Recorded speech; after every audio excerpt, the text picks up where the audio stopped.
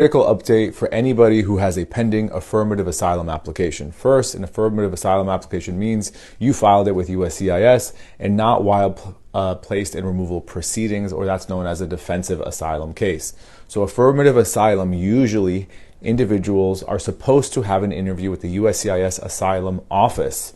And there is a huge backlog of applications, oftentimes taking 5-10 years before you ever see a USCIS officer and get your interview conducted.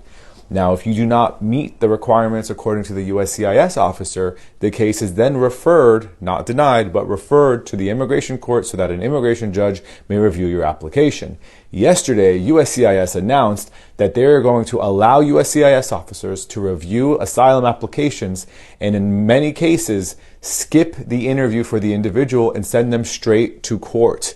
And this can happen for a number of reasons, but specifically they're going to focus on people who are late filers and who may not meet the burden of proof of overcoming the 1-year filing deadline. Now, there is an exemption for some of these filing deadlines, but most people are unable to prove it to the satisfaction of a USCIS officer. So this administration is sending people straight to court.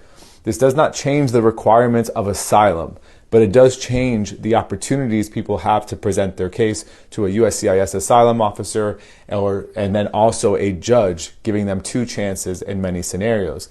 Now, many people are going to find themselves straight in removal proceedings, and under this climate, this can be very scary for a number of reasons.